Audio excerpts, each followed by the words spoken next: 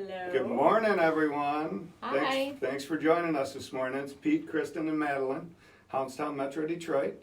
Really appreciate everyone being here. I believe it's 10 o'clock, so we'll get rolling. But just wanted to let everyone know we are temporarily closed. Obviously, most of you, if not all of you, know that. But with that being said, we are absolutely going to reopen as quickly as we can. We're keeping an eye on what the government's saying, and as soon as we're able to, we'll reopen. We'll let everyone know with good advance notice about when we're going to reopen, so we'll keep everyone posted on that. So I just wanted to let you know that. But thanks for joining us this morning. And basically what we wanted to do was sort of just go live with some questions that some of our customers have, some of our potential customers have. So we do have a list of questions that have been asked over the last 24 hours. And then if you want to ask questions as we're going through the show today, please feel free. Madeline's got the run of that over there so she can see questions that are coming in live as we're going. Hi, Sarah. Sarah just tuned in. Hi, Sarah. Hi, Sarah. Well, again, thanks for joining us, everyone. The first question that we had was, Pete and Kristen, how do you hear about Hounds Town? What stood out to you? What's your favorite part of owning a business in Metro Detroit and Troy? So basically, what happened was about a year and a half ago, my family, we sold our business, our family business, and at that time I was trying to figure out what to do with my future, and so I decided I wanted to look into franchises. Began looking into food franchises, which I'm glad I didn't get into, but in any case, then Kristen and I were talking about our love for dogs and potentially what we could do to be in that industry. And with that, we started looking at different franchises that were for sale locally. They were kind of the smaller mom and pop type of franchises. And when we looked at it, we were like, wow, there's a lot of things that these places could do to stay in business that they're not doing. Seemed like they were just missing the boat on a lot of things that they could do with their dog daycare business. Then Kristen actually found Hounds Town just doing a search, and they had mentioned about franchises available, being available, and so I put in an application, and within about an hour I got a phone call from the franchise, and we had some discussions, and about a month and a half later, I was out meeting Mike and Jackie, and signed a multi-3 with them, which means basically our location in Troy is the first of 3 locations that Hounds Town Metro Detroit will have. And the second location, I'm hoping to go east, and the third maybe west. And this kind of covers a couple questions, but we decided to go in Troy because it was so centrally located in Metro Detroit. And with the business, it's kind of a business mecca city. So we decided to go here for the first to build that brand recognition. And I think it was a great idea to come here first. The next location will be way east, probably somewhere along I-94. And the third location, we're not sure where that's going to be yet, but I'm assuming maybe a little west of here. So the second location we're hoping to have open about a year from now.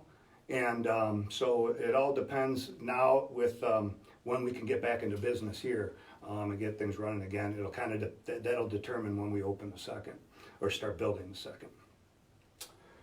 Let's see, what will be included in the indoor-outdoor play yard? Teresa Big Lou's mom asked that, and Jen Sloan's mom asked that. So the outdoor play yard, I began building it during the build-out last year. And with all the work that we were doing with the city and obtaining permits and getting everything done in time to be able to do our opening in November, our soft opening, the outdoor permit was holding us up, and it was going to hold us up quite a long time because they wanted me to work with an engineering firm to come up with a drainage system for any of the urine outside and things like that. And then I had to work on an outdoor fencing permit, which was completely different than inside. So with that being said, we decided to hold off till the spring. And we're sideways, apparently. That's what Jackie said. We're sideways. We're sideways. Can you flip it then? It's the only way we can fit all of us while social distancing. See if you can flip it.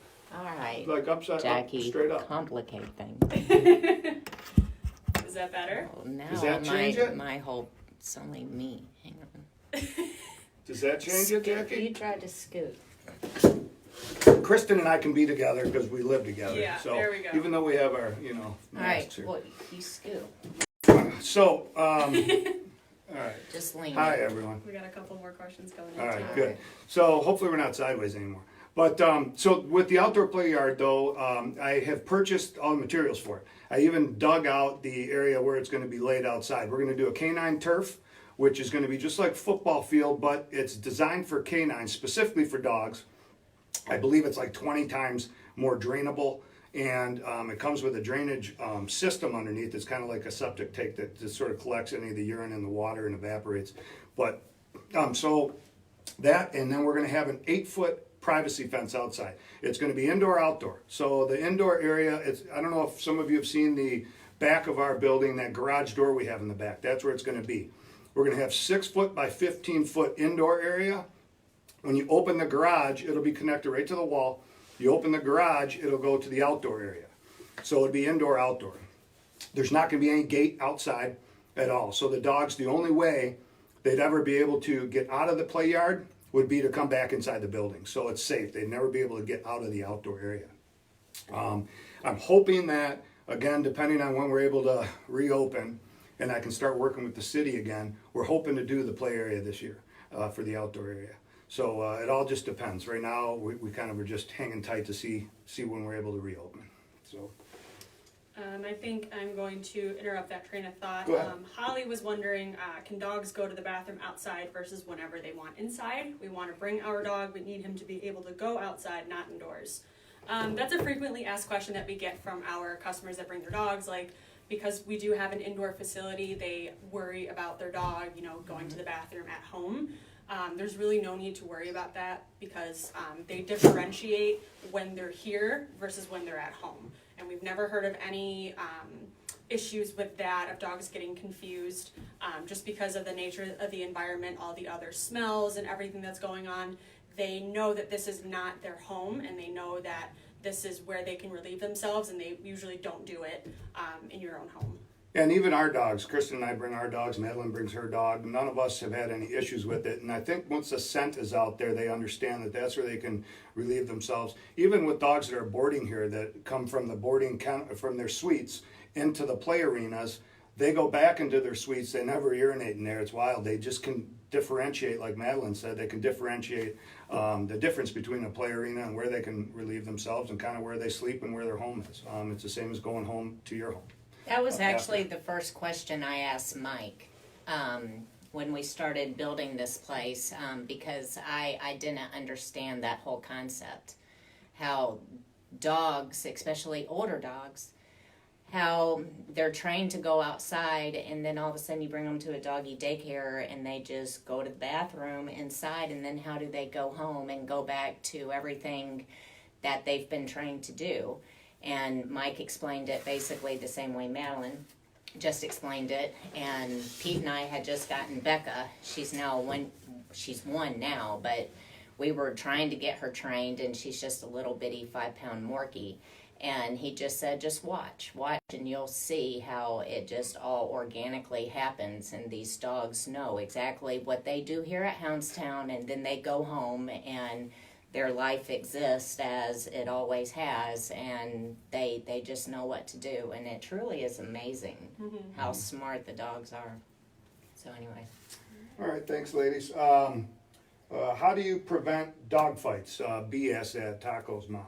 Well, obviously we can't 100% prevent them, but there's measures we take. Obviously, as everyone knows, we do the temperament evaluations with every dog.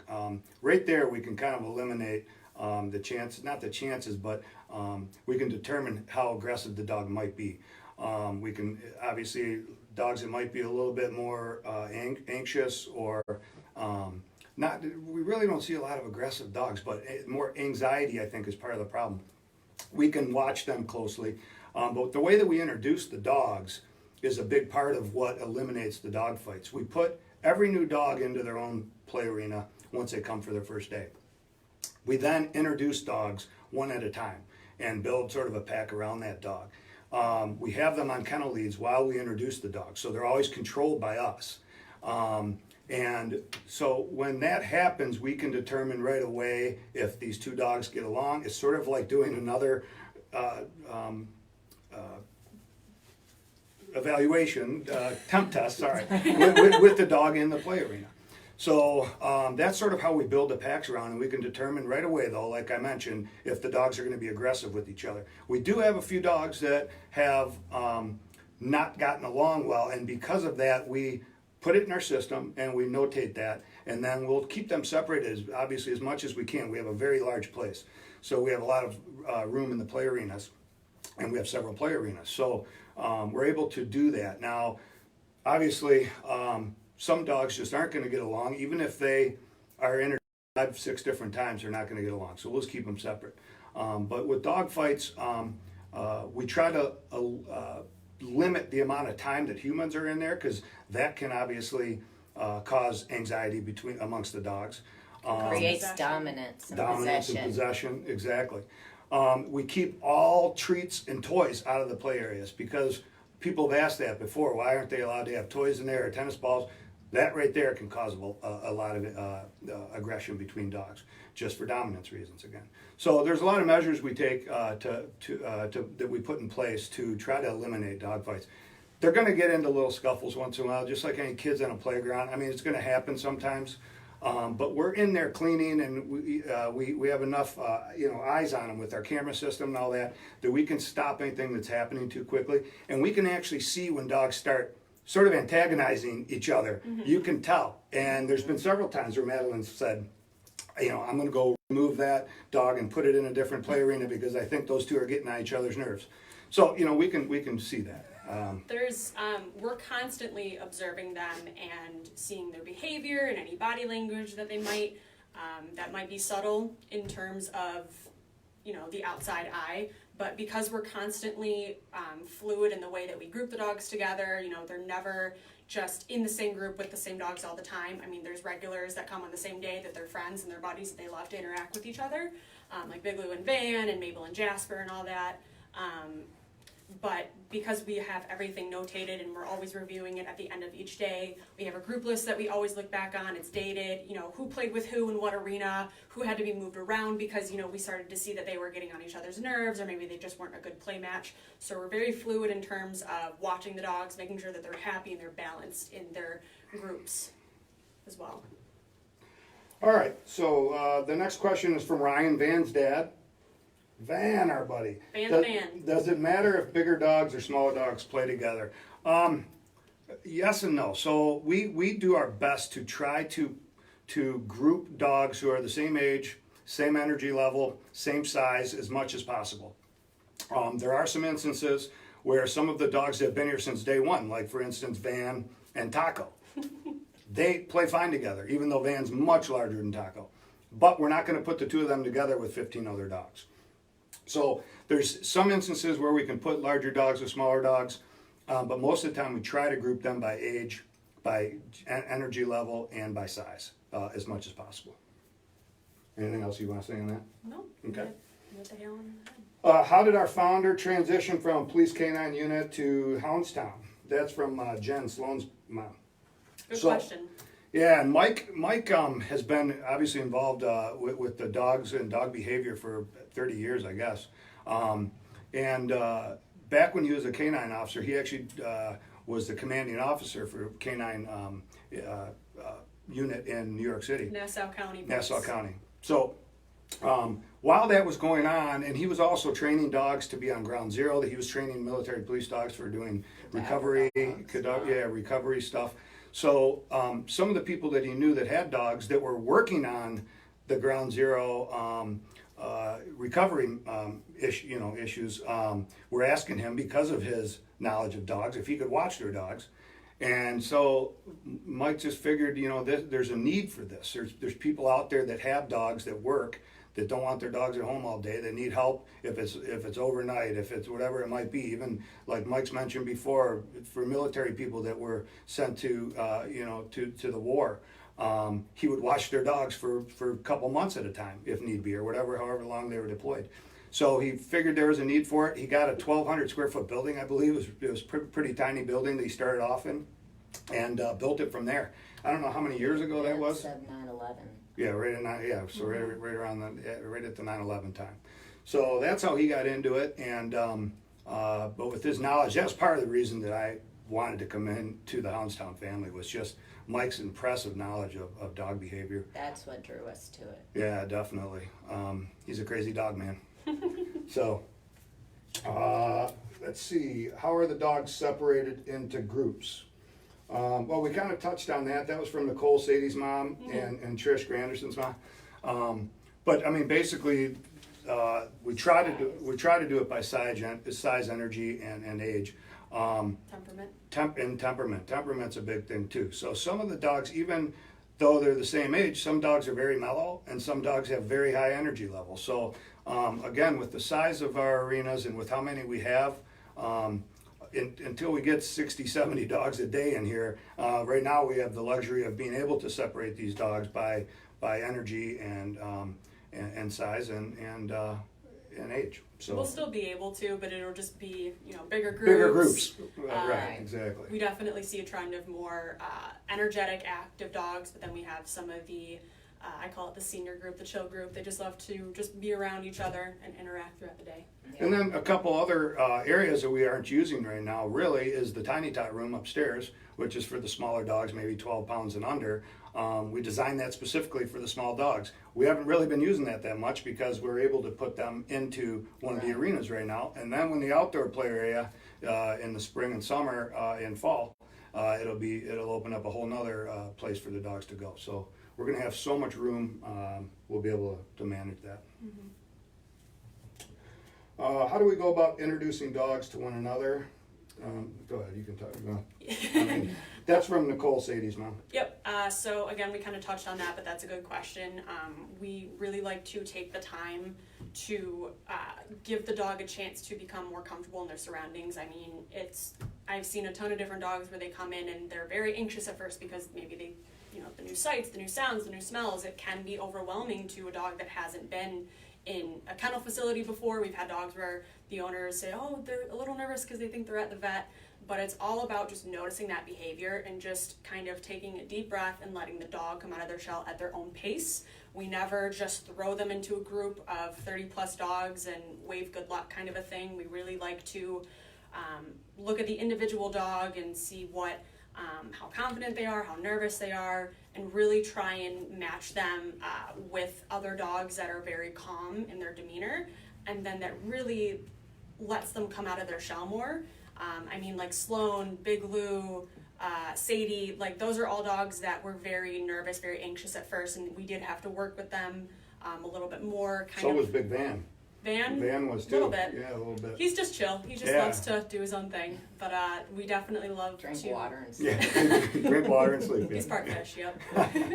But we really like to just let them go at their own pace and not force anything. And sometimes dogs are kind of like people. Sometimes people take longer to adjust to a different situation. Same thing applies with dogs. And I just love seeing the success of, those dogs that I mentioned. And they come out of their shell and they're truly completely different dogs. And that's been a big thing that I love to see. The next question is for Madeline too. How does Madeline's other job compare and contrast to Hounds Town? What do you love most about your job now? So good question. So for those who may not know, I used to work at another daycare facility out in Shelby Township. In a lot of ways, it's very different from the way that we run things here at Hounds Town. A couple of things that I can throw out are it was basically just a big indoor-outdoor warehouse split in half, and there was anywhere from 30 to 40 dogs on each side. And we had handlers walking around. It was like one person per 20, 25 dogs. So there was usually 2 or 3 people walking around. And then we also allowed tennis balls and collars, usually quick release. I think Jasper's mom asked about that as well. That created a lot of, control issues in terms of trying to make sure all the dogs were happy and healthy and safe. It was still a very safe environment, but unfortunately there were a lot of times where there was a little scuffle or a tiff because of ball possession, or even from the handlers projecting their thoughts and feelings and favoritism, even subconsciously onto the dogs. and just the amount of dogs that were in the same area. There was a lot of energy going on. They did their best to have everyone, on the same page in terms of their temperament and their energy level. However, because of the amount of dogs that were in that place, it was harder to have different temperaments of groups. Like we do here, we have 5, 6, soon to be 7, probably more play arenas that we have to pick and choose and accommodate the temperament and energy level and the size of our dogs. That was really the biggest differential that I can think of, but also in terms of that, you're watching right now through the private group. We didn't have that at the other place that I was at, so there's definitely more of a person-to-person, person-to-dog connection that we have with all of our customers that we really love to see. We love seeing you guys interact with one another online. So we really like having that personal connection and very wide open door of communication. So that's been the biggest thing from my perspective. That's a good point you brought up, though. I love every day seeing the interaction between all of you, Right. and how you kind of are all getting to know each other's dogs, and it's really a proud thing to see for me, all that interaction. It's almost, you probably don't even know each other, but you still are interacting together and know each other's dogs, and it's becoming a family and a community that we have here that we hope continues, obviously, to build, and I don't see how it wouldn't. But it's all of you that have been with us since the beginning phases of this that really are going to help us thrive as a community altogether. So thank you for all that. How do you love most about your job? The dogs, of course. Yeah. No, but I get to connect with all of the owners in a much more personal way. I was a dog handler, whatever you call it, at my other job, and up here I'm more of a customer service base, but I still get to interact with all the dogs. But you wear a lot of hats, Madeline. Yeah. I just love interacting with all of you guys and hearing about your day and hearing, the success story basically of your dogs. I love hearing when you say, oh my gosh, my dog is so tired when they come home, or oh my gosh, they're so much happier when they're here. Like that just makes my day. And seeing all the happy dogs and wet noses is also great too. All right, so Teresa Big Lou's mom asked, how do you calm down an anxious dog when introducing them to new employees? And so a couple things with that. First of all, when the dogs come here, a lot of the anxiety has to do with separation anxiety between the owners and the dog. And things are a lot different once the owner leaves. The anxiety in the dog just decreases incredibly. Once they know that their owner's gone, they don't feel that and sense that they're around, their anxiety lowers dramatically. So with that being said, though, introducing them to new employees. So if we have a new employee that's being hired, that's being trained, when we introduce them, obviously they have to go through a training phase. And so when they are taken into the play arenas and introduced to the dogs and shown how to take the dogs from the leash room, take their collars off, do all of those things that we do in the process, they're being trained by someone like Madeline, who knows every dog, who every dog knows her. So the anxiety in the dogs in introducing them to new employees is not really that high because they know Madeline. And Madeline's still sort of controlling that whole process. And until the new employees are completely hired, they're still getting, or completely trained, they're still getting by Madeline or someone who knows all the dogs. So the anxiety is not really that bad, and we haven't noticed any issues with new employees being introduced to dogs. And again, with dogs, they sense any anxiety that we have and any nervousness that we have and any mental whatever it might be that we give them, they can sense that. So part of our whole training that we do is for everyone just stay calm. The most important thing is just to stay calm. Mike always says that, stay calm around the dog. It's all what you set off, your personality and persona that you set off to the dogs that's going to determine how they act. And it's true. And I'll chime in on that. Jen asked earlier, how do we train our employees as opposed to other doggy daycares? And you kind of covered that. But what we really do is we focus on the dogs. We take the breed into consideration, although we do not breed discriminate. But a Chihuahua and a Great Dane and a Weimaraner and a Rottweiler are kind of bred for different things. And they're all great dogs, but we do their size and what they're capable of into consideration. But we have a term that we use whenever we are going into those rooms with them to either clean up after them, refresh their water, just get some pictures, check on them. We like to not look, talk, or touch, and that's essentially teaching them to respect us as a pack member, that they're not supposed to jump up on us, they're not supposed to crowd us, kind of a thing. They have to respect us as the pack It's our leader. boundary. Right, Yep. and set the boundaries. That's not to say that we do, love to love up on them, but when we do, we crouch down to their level, because realistically, that's how they see the world, 11, 12, 18 inches above the ground. And when we get down to their level, we invite them to come in and we'll, pet them, make sure that they're all secure. But by standing up after that, we're teaching them to know the difference of when we're on their level as opposed to on our level. That all goes into when we go into the play arenas to clean. We're there at that point to do the business at the task at hand. The dogs know that. So there's no interacting with the dogs. When we're in there trying to clean up, do what we have to do, we go in there and do that, and then we leave.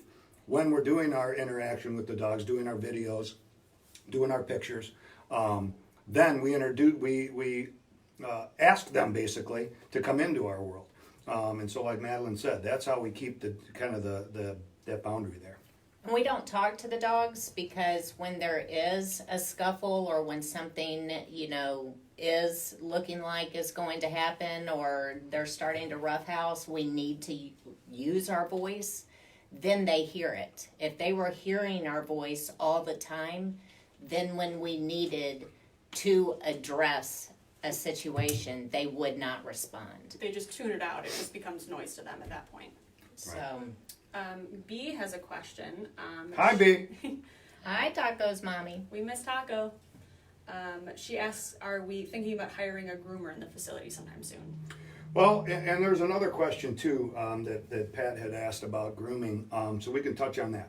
As you know, or some of you may not know, we do have Hounds Town Day Spa.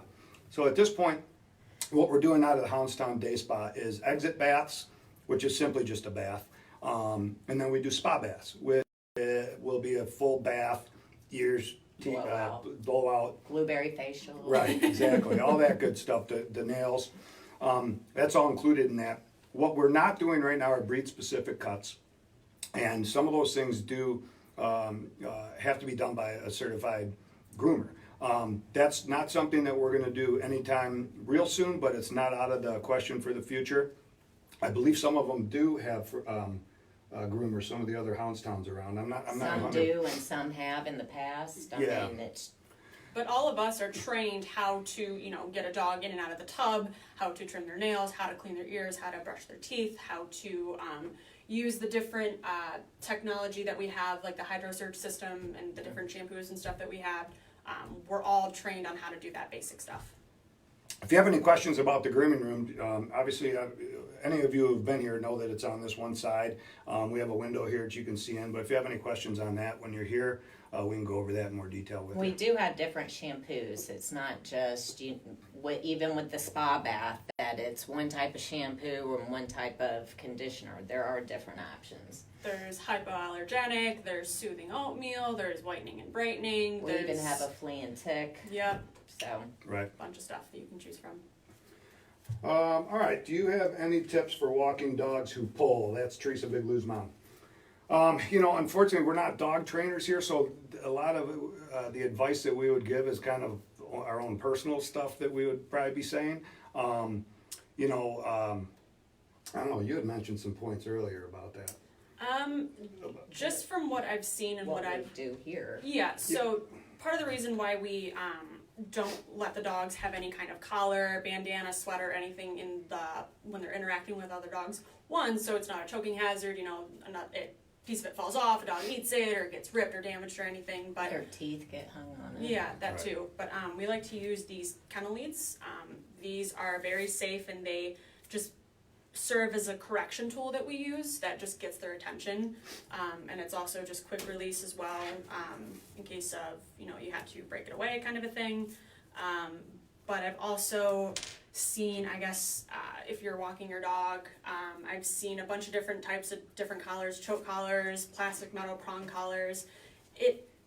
there's just more research that I encourage you to do on your own. I mean, there's different experts, different books and videos and such, but I think it also just depends on, you know, your unique dog in that situation. I think a lot of the pulling too has to do with dogs being distracted, and not their attention's not on you a lot of times. So I think that's part of it as well. That's something possibly we could ask Mike to down the road, maybe do a video on. You know, those certain things that Mike does videos on that help for training of your dogs. Maybe he could do a little thing. He's got a great facility there in Ronkonkoma for doing outside stuff. So maybe he could do something like that in the future. We'll ask him and see if he could do something. Yeah. Why do you take the collars off the dogs? We mentioned that already. That was from Karen Jasper's mom. Do we require medical records, shots? Pat asked that. Yes. Yes, so go ahead. Each new dog that we have that wants to come into the facility, other than just doing that temperament evaluation, we require that all the dogs be up to date on their rabies, bordetella, and distemper vaccines, and that if they are a male or female dog, they have to be spayed or neutered by the time they're 6 months. And this is something that we're constantly checking in the system. We have it dated. We get alerts if, you know, Fido is about to expire on their rabies in 2 weeks. So then we would send reminders home saying, you know, you have to have this done before they can come back, just to keep everyone safe in the facility. And then let's see here. Will we consider reduced rates for those who need half days? That's from Tracy, our second Jasper's mom. But right now we're not doing that. It's kind of a franchise-wide, not rule, but decision that we've made to not do half days.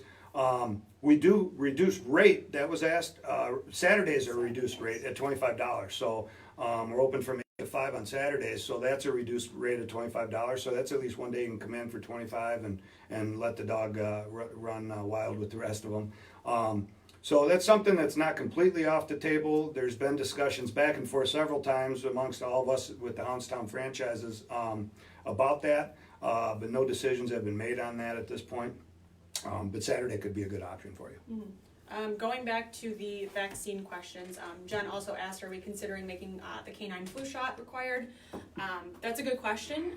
If it's something that you feel is important for your dog, you know, by all means, we encourage you to get that, but it's, as of right now, it's not required in our system, but that's not to say that that might change in the future. You just never know. I mean, there's always stuff changing. Yes, for sure. Are there any other questions that came through? Jackie said that they're doing a town hall on training next Sunday, and they'll share details. Oh, great. About the polling of all that. Oh, great. Jackie was just saying they're doing a town hall next Sunday. So on the training, on different training methods. So that'll be great. We'll make sure that everyone gets some details on that.